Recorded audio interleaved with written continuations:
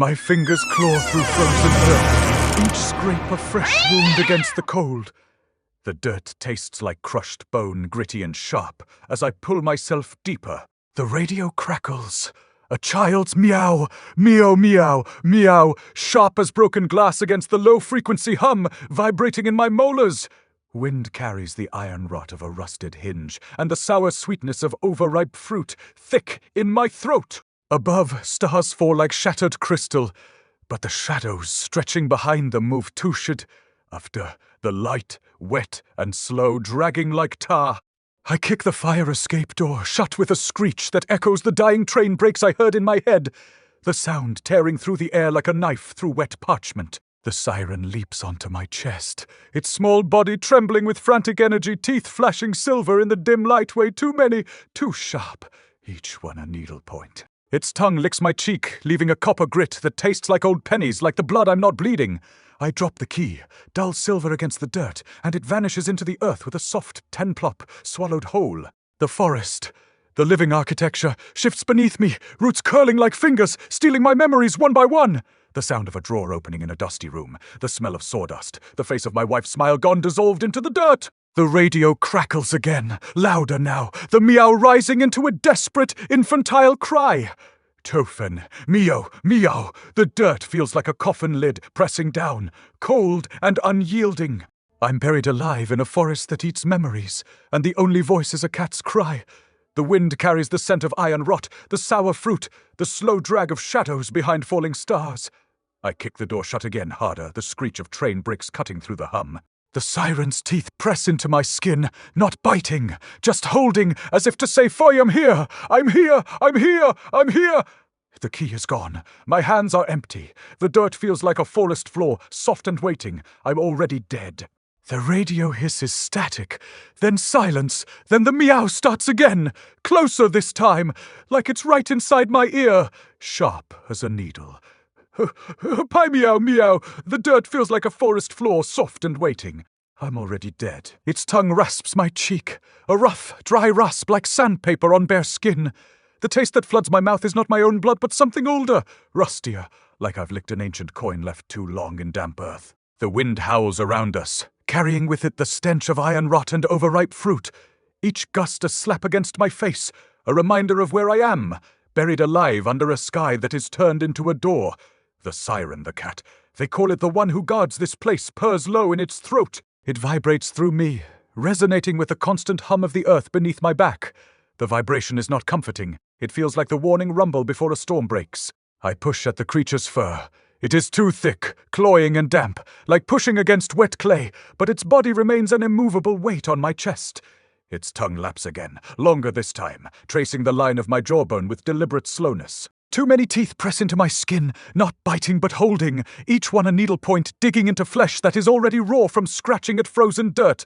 Its breath is warm against me, but there is no comfort in it. Instead, it feels like the slow creep of decay. The radio crackles again, a sharp tie-meow, like broken glass slicing through static. The cat's jaw unhinges wider with each cry, too wide for any natural creature. I feel its teeth scrape bone, and a shiver runs down my spine that has nothing to do with cold. This isn't protection. It can't be. Not when the forest is whispering in the dirt beneath us, eating away at my memories one by one. I struggle again, trying to buck off this creature that feels more like a curse than a guardian. But its claws sink deeper into my wrist.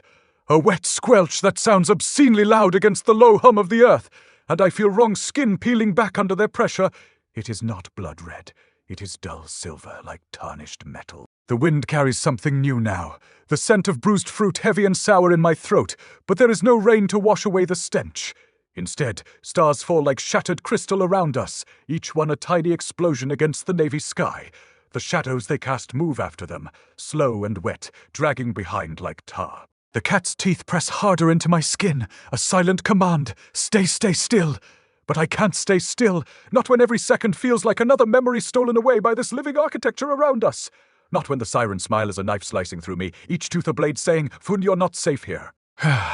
You're just a book of memory, and maybe that is all I am now, a fossilized secret buried deep in dirt and forgotten time. Maybe the cat knows something I don't. That this was always meant to be my end, not with a bang, but with a meow, swallowed whole by the forest that eats memories. But if so, why does it feel like there is still more to remember? Like some crucial piece of myself is buried deeper than even these roots can reach. I fight harder against its weight, desperate now. The cat hisses a sound like metal grinding against itself, and shadows stretch longer across my eyes. Then everything goes black. Ending cliffhanger. The last thing I hear before darkness claims me is the radio's static, echoing in time with my heartbeat, each cry driving a spike of pain through my skull. As if on cue, stars start falling faster around us, their light swallowed by encroaching shadows. Then everything goes silent. The wind stops howling, the cat stops hissing, and all I can hear is the low-frequency hum vibrating in my molars, the thump-thump. It is not my heartbeat anymore. It is something else, a rhythm set too fast for comfort, too slow to be alive. The shadows weren't falling. They were forward-crawling. Over me across the rusted metal of the fire escape, like oil-slicked velvet. Each patch of darkness arrived a beat behind its source, a subtle lag that shouldn't have registered but did, a stutter in the visual field. It wasn't just the stars, though they were accelerating now, streaking across the navy sky like silver tears. It was something twin within, the shadows themselves, a reluctance to fully commit to existence. I kicked at the fire escape door again, the metal groaning in protest, a drawn-out whine that felt swallowed by the earth. Useless, bolted from the inside, always had been. A gesture, a flailing of desperation, the radio wedged between my hip and the cold steel. Shriek. Not a clean electronic squeal, but a tearing sound, like someone dragging broken glass across a microphone. Meow, meow, meow. The sound was fractured, distorted, layered over itself until it became a single, agonizing chord. It felt like the machine was trying to speak, to warn, but the language had dissolved into static. The siren shifted, its weight pressing the air from my lungs, its fur damp and heavy, felt less like animal hide and more like a sodden blanket draped over my chest. A claw unexpectedly hooked under my ear. Not a playful swipe, but a deliberate probing pressure. Wet, the skin there felt raw, scraped from the frantic digging I'd done at the dirt wall. The taste of iron flooded my mouth, thick and coppery. Not my own blood, I knew that. This was older, deeper, the rust of forgotten things. The wind, still carrying the scent of bruised fruit and iron, whipped around my face, a sour, cloying perfume. I tried to push against the cat's weight, but it was like trying to move a glacier. The forest was waking. I could feel it in the vibrations humming through the metal of the fire escape up through my spine. A low-frequency thrum that resonated in my molars, a constant, unsettling pressure. Then, the dirt wall twin-punched, inward, not a collapse, but a deliberate breach, as if something was forcing its way through. The earth yielded with a wet tfalch, squelch, and a patch of darkness, darker than the shadows blossomed against the dirt. It wasn't a whole lot exactly.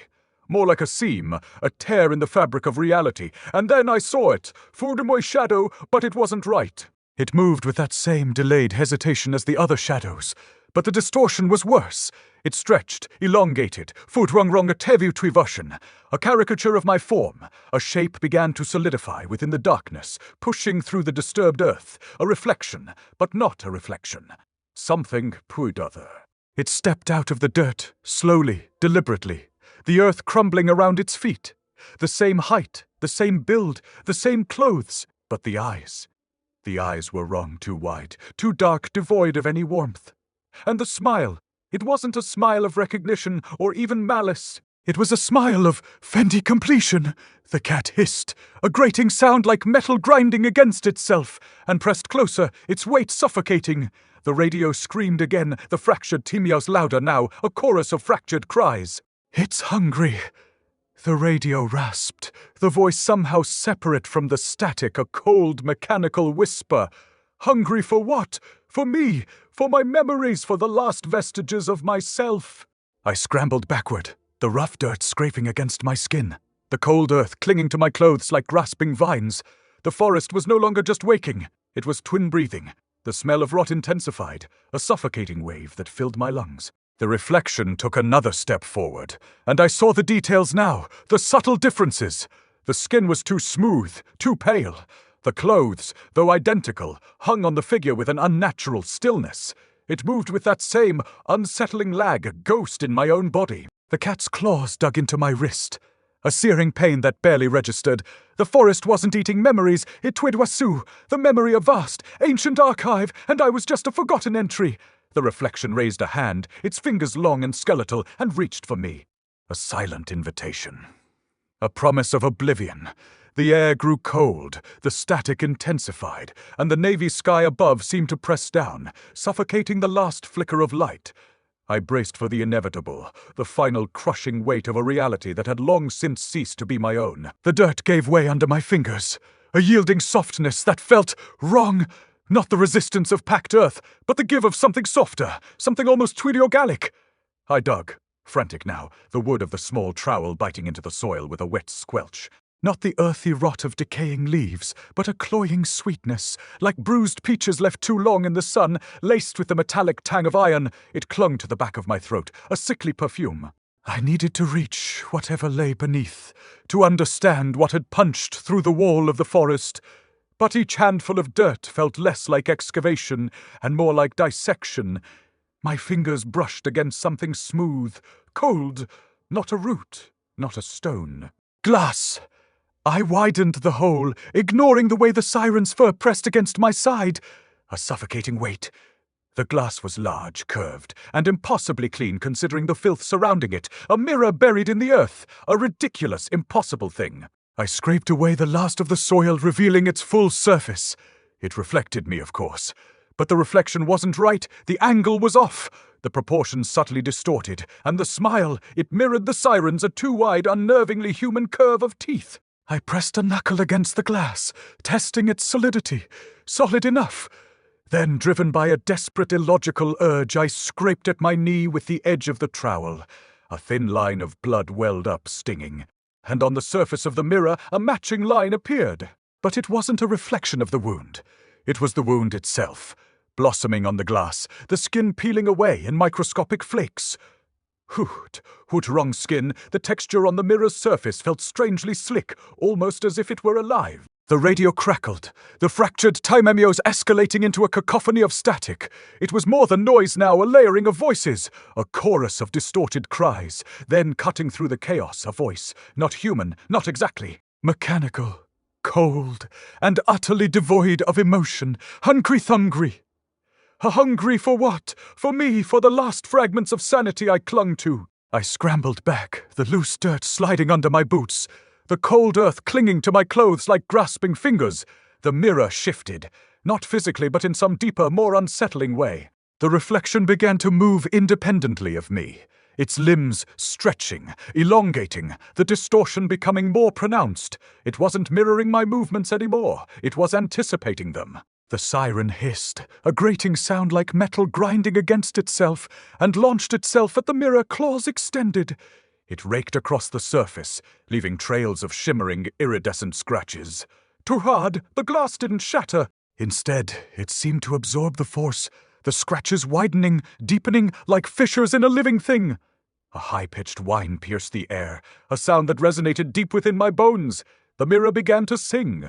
Not a melody, but a pure, unbroken tone, a frequency that seemed to vibrate the very air around us. The forest responded, the trees shuddering, their branches swaying in a wind that wasn't there. The smell of rot intensified, a suffocating wave that filled my lungs, thick and cloying. The reflection raised a hand, its fingers long and skeletal, and waved. Not a greeting, not a gesture of acknowledgement. It was a deliberate, calculated movement, a silent invitation, and I saw with a growing horror that it wasn't Twimmy hand waving back. It was a hand that didn't quite belong to any body, a hand that seemed to exist in a space just beyond the surface of the mirror. The siren, frantic now, began to lick the mirror, its tongue rasping against the glass, claws digging into the edges. The cat's fur stood on end, radiating static electricity. The mirror's surface rippled like water disturbed by a stone. It wasn't a reflection anymore. It was a doorway, a seam in the fabric of reality, a place where the forest breathed, where memories decayed, and where something else, something ancient and terrible, waited to come through. The reflection stepped forward slowly, deliberately, the earth crumbling around its feet. The same height, the same build, the same clothes, but the eyes. The eyes were wrong. Too wide, too dark, devoid of any warmth. It wasn't looking swindler me. It was looking through me. And the smile was complete. The radio shrieked, a final agonizing chord, then fell silent. The forest held its breath. The navy sky pressed down, suffocating the last flicker of light. The mirror opened wider, and I knew with absolute certainty that there was no going back. The glass was still warm under my palms, the heat radiating up through my skin like a fever. Not the glass, even the thing that had bled through the mirror, that had stretched its fingers from the other side, leaving the air thick with the scent of wet parchment and something older, something that shouldn't be touched. I knelt in the dirt, my knees sinking into the soil that still clung to the siren's fur, a fine dusting of it clinging to its ribs like a second skin. The cat's breath came in shallow, ragged bursts, each exhalation a wet fusty against the back of my throat. I didn't move. Couldn't. The mirror, what remained of it, was a jagged crown of silvered shards, each edge catching the dim light like a blade. The reflection in the largest fragment wasn't mine anymore. It had stepped through, or maybe it had always been there, waiting. The thing that wore my face now stood just beyond the glass, its body flickering at the edges like a film reel caught in a projector. It tilted its head, and for the first time I saw the way its jaw didn't quite close right. The teeth were too many, too sharp, arranged in a grin that didn't belong to anything human. I reached out, not to touch it, never to touch it, but to take something from it. My fingers brushed the shards, and the glass groaned, a sound like dry bones shifting in a drawer. Not a reflection now, not a doorway, a wound deep. The mirror was bleeding too, its edges weeping a thick amber fluid that pooled in the cracks. I pressed my palm against it, and the heat seared through me, not with pain but with something worse, the certainty that I was doing the wrong thing. The siren let out a sound that wasn't a meow, wasn't a purr, but a wet, choking fun-gurgle, and its claws dug into my wrist, not to hurt me, but to pull me back. I ignored it. Beneath the shards, half buried in the earth, was a shape, not a root, not a bone. Something smooth, something wrong. I dug with my fingers, the dirt giving way in wet clumps, and my nails scraped against something hard. A fossil. Not stone, not petrified wood. Something that had been pressed into the earth like a footprint left in clay but never walked away from. I pulled it free. The thing in my hand was the color of old bruises. Deep, bruised purple, the kind that never fades, that spreads under the skin. It was a keyhole, but not in the way I knew. No metal, no grooves. It was a foss shape. Pressed into the fossil, a hollow that matched nothing I'd ever seen, a keyhole for something that didn't lock doors. A keyhole for a furry boxy. The moment my fingers closed around it, the hum started, not in my ears, in my swin teeth. A low, grinding vibration that worked its way into my jaw, my skull, until my fillings ached with it. The siren's fur stood on end, every hair a tiny needle of static, and it pressed itself against my legs, its breath a rapid, desperate footy squeak. I didn't think. I didn't shoes.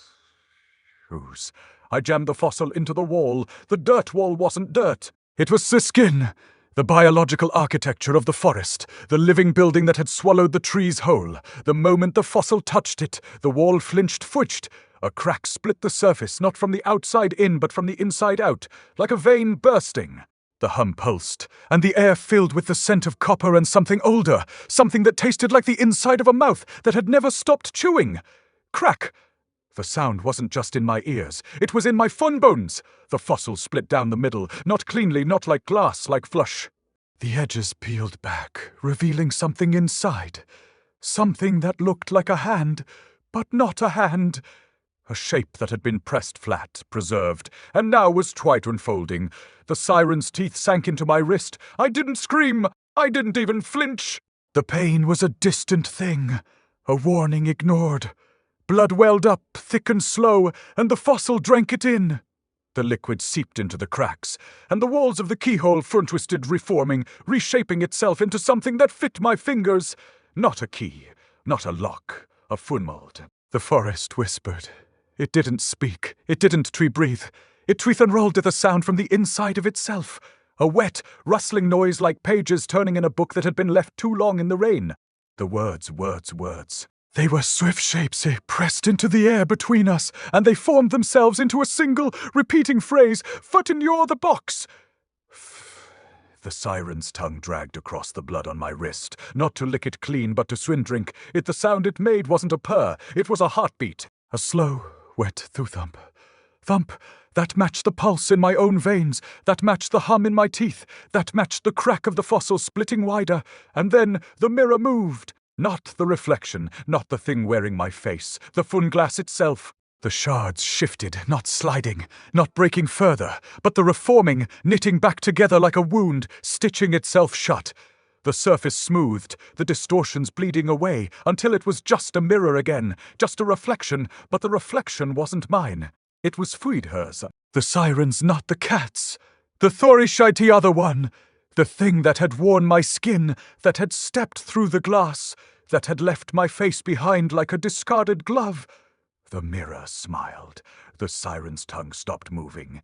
Its eyes, black, endless pits locked onto the mirror, and it understood. I did too. The box wasn't for things that couldn't die.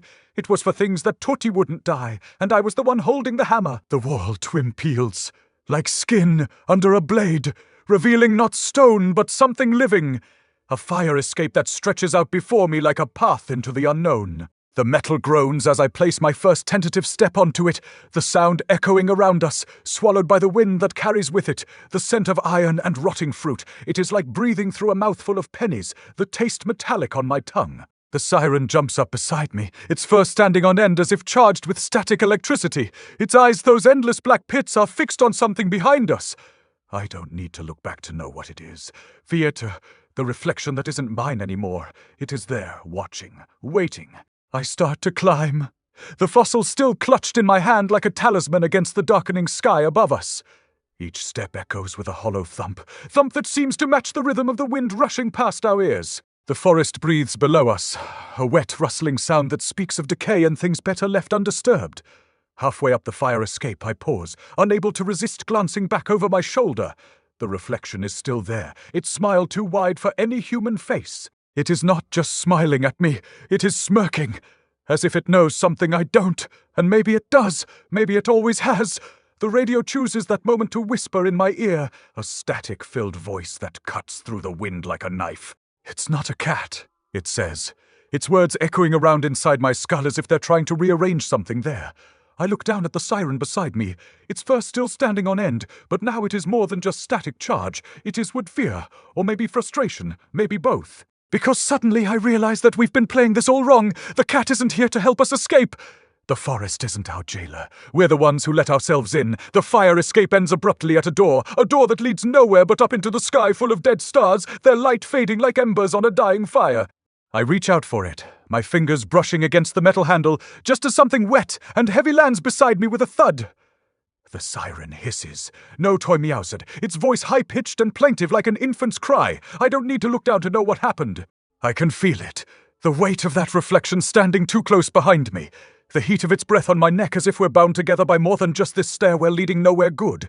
But there is no turning back now. Not with that thing breathing down our necks and whatever waits for us through that door. So I grasp the handle, twist it hard, and step out into a night filled with nothing but stars gone cold and silent skies waiting to swallow me whole. I slam the fire escape door shut, my hand shaking as I grasp the cold metal handle. The screech echoes around us, the sound of a train brake on a midnight railway, grinding against the wet night air with an urgency that sets my teeth on edge. Param 22. The Siren claws at the door beside me, wet, tavened, slippery, as if trying to hold on to something tangible amidst this chaos. Its fur stands rigid, like wire brushes scraping concrete, each movement echoing through my bones like a terrible whisper of what is coming next. The forest breathes through the door, a wet rustle that speaks of decay and things better left undisturbed. Param 9. It is not just wind anymore, it is with life, twisted and unnatural. The scent of rotting fruit mingles with iron, filling my nostrils until I can taste it. The metallic tang coating my tongue like pennies left overnight in the rain. I kick at the door hard enough to jar something loose inside me. A memory maybe, or perhaps just a piece of myself that has been missing since we started down this path. But nothing happens except for more echoes. Thump, thump, thump, thump, thump, thump, bouncing off the midnight navy walls around us like distant heartbeats. Param 15. The reflection is still there when I turn to look at it. Its smile too wide, eyes black pits that seem to swallow all light. It reaches for me, not with malice, but almost pleadingly, and yet those shadows are 2 seconds slower than they should be, lagging behind like a bad transmission. Param 14. I duck away just as the siren hisses beside me, a sound more infantile than menacing now. The radio chooses that moment to whisper in my ear again. Static, filled voices cutting through the wind. Sal. Asterisk it. It's not locked, asterisk it says. Its words echoing around inside my skull like a warning I can quite understand. Param 13. My heart sinks as realization dawns. The door isn't closing. It is foot-locking. The hum starts then. A low-frequency pulse that vibrates through the metal under our paws and sets every hair on end. It feels alive, malevolent, like something ancient awakening from a long sleep. Param 16. I press my ear against the door, listening to the rhythm of it, the heartbeat of this place, and realize with a chill that runs down my spine, this is what we've been hearing all along. Not just wind or whispers, but Fendi, whoever they are, the ones who built this forest, these walls, this prison. The siren sighs harden beside me. Param 24. Not fear exactly, more like determination mixed with frustration. It looks up at the door above us, the one leading nowhere good, and lets out a plaintive cry that sounds almost human in its despair. Param 5. We're not going anywhere until we figure this out. I reach for the handle again, twisting it hard even though I know it is pointless now. But something gives. A faint twig-click, followed by an ominous groan, and suddenly there is a gap between door and frame just wide enough to squeeze through. Param 7. The low hum grows louder, more insistent, as if encouraging us to step inside. And so we do, not because we want to, but because there is no going back now. Not with that reflection breathing down our necks and whatever waits for us on the other side of this door. I grasp the handle one last time before stepping out into a night filled with nothing but stars gone cold, their light fading like embers on a dying fire. Param 12. But we're not alone up here, not really. The forest breathes around us still, the taste of copper and decay filling my mouth as if I've swallowed the very air itself. And that hum ... it is everywhere now, vibrating through every bone in our bodies until it feels like part of me too. Param 16, as if we're not just standing on this doorstep anymore, but Shimsidey, something vast and alive, a living thing that has consumed us whole. And maybe it has. Maybe we've been inside its belly all along, trapped amidst the shadows where time doesn't move quite right and reflections have a way of escaping their frames. Param 8, because when I look down at my hands, the ones gripping this door handle so tightly, I see they're not mine anymore either. They belong to something else now. To Fush, Hut, to them, whatever waits beyond that threshold, waiting for us to step inside. In the hush between heartbeats, I plunge the fossil key into the siren's side. It is not like flesh. It is more like plunging into wet parchment, a tearing sound echoing through my bones, a re-ape that seems to rend reality itself apart. The radio hisses in protest. Its voice is whispering urgent warnings I can't quite grasp. The siren doesn't scream, not exactly. Instead, it lets out this soft, almost contented mew. It is too human for a creature with fur like wire brushes and teeth that seem to stretch forever into an endless grin. Its eyes, those terrible, knowing orbs, blink at me slowly as if waiting for something. I withdraw the key, feeling its weight in my hand. The same weight it had when I first found it buried deep within the forest's decaying heart.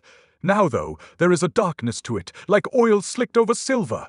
The siren leans into my palm, nuzzling against me with an almost tender affection. Too soft, I think, as its fur brushes against mine. It feels wrong, like touching something that shouldn't exist in this world or any other.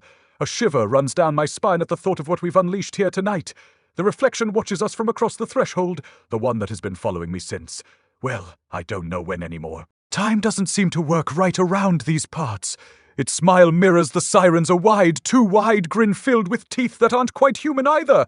Shadows lag behind its movements like a bad transmission, 2 seconds slower than they should be.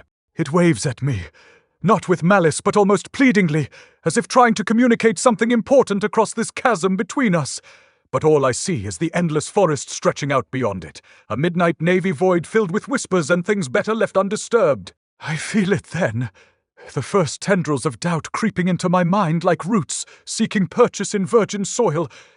You're the Boxy, they seem to say, winding around my thoughts until there is barely room for anything else. The forest screams inside me, not just with wind or whispers, but with something ancient and alive, A living thing that has consumed us whole. The radio chooses that moment to whisper again. Static-filled voices cutting through the hum of this place like a knife through flesh. It's not locked, it says. Its words echoing around inside my skull until they're all I can hear. The only truth left amidst this chaos. My heart sinks as realization dawns. The door isn't closing, it is door-shalocking. The siren hisses beside me.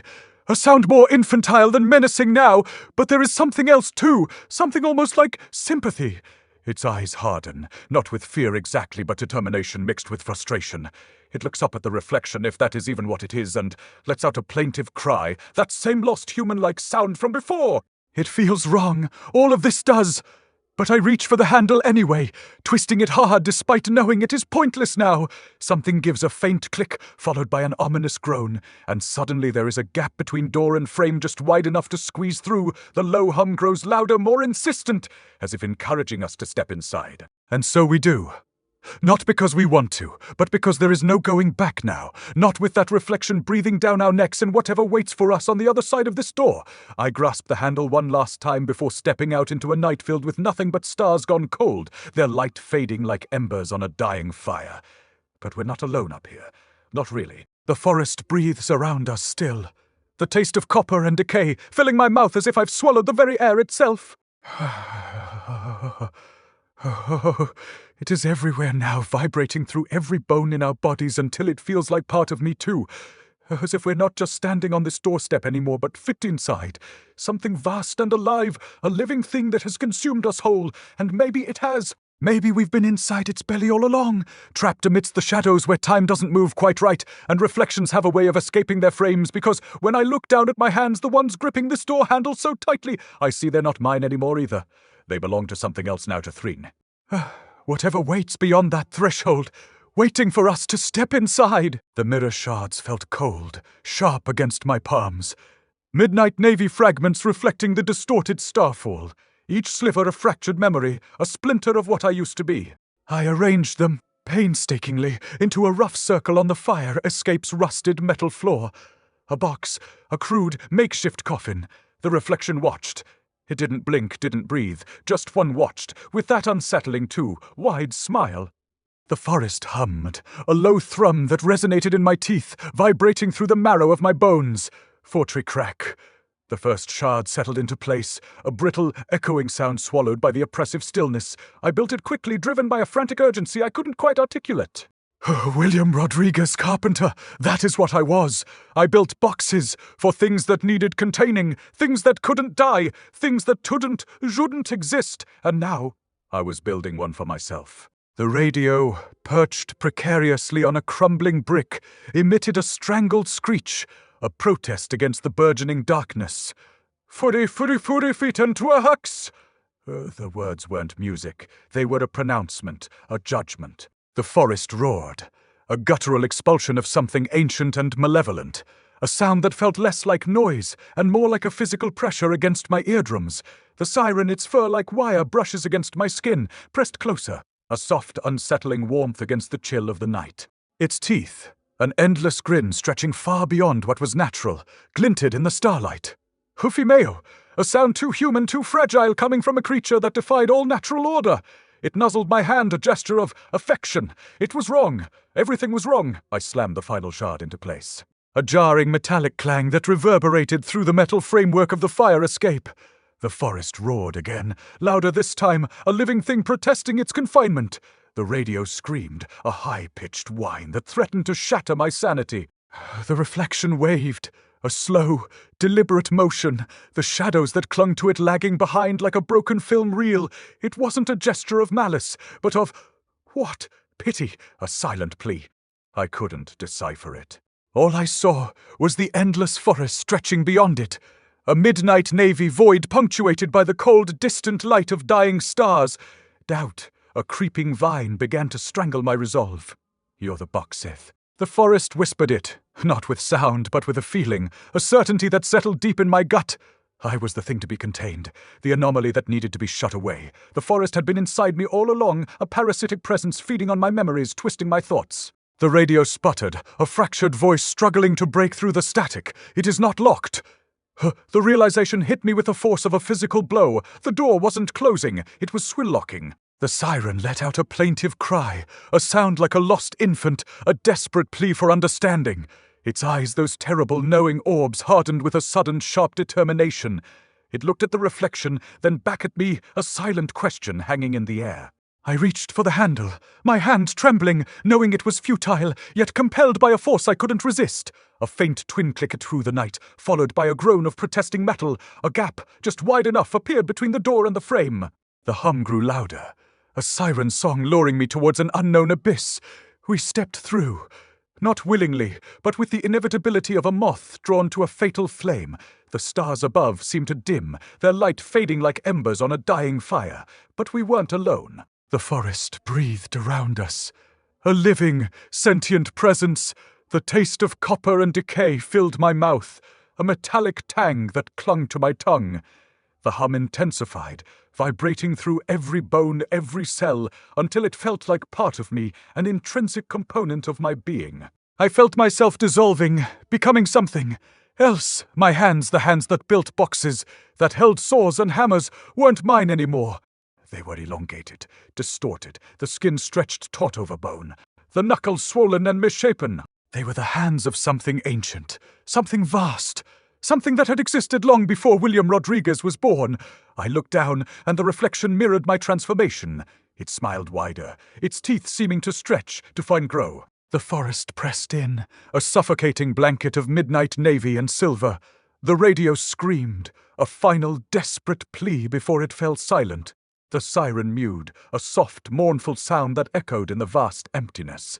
And then, a voice, not in my ears, but in my mind, resonated with the hum. Welcome home! I drop the radio. It clatters on the fire, escapes rusted metal with a dull futhut, a sound like a dead leaf hitting a tin roof, swallowed by the forest's low hum. The siren lunges, no sound, just a soft tender nibble as its teeth sink into the key I'd been gripping. Blood wells, warm and coppery, dripping onto the radio's cracked casing. I feel the key's cold metal, sharp edges biting into my palm, the blood hot and slick. I jam it into the radio's slot. The metal grates, a sound like a knife scraping bone, and the forest's hum deepens, then the brakes screech. Inside my skull, a high-pitched, tearing shriek that vibrates my molars, rattles my fillings, makes my teeth ache. It merges with the forest's low hum, twisting into a physical force pressing against my eardrums. The forest stops. Not a rustle, not a sigh, just silence, thick and suffocating as wet wool, smelling of rotting fruit and iron. The radio crackled, the words emerging as a faint sound. You're the box. Then the words shifted. The whisper sharpening. You're already dead. I feel the blood on my tongue, hot and metallic as the silence swallows me whole. The forest's hum returns, now inside me, a vibration in my marrow. I look down at my hands, they're not mine. Elongated, distorted. The skin stretched taut over bone, knuckles swollen and misshapen. The forest ate my memories, the ones that made me William Rodriguez, carpenter. Now it's eating Fundior, the thing that thinks it's still William. The radio's whisper echoes in the void. You're already dead.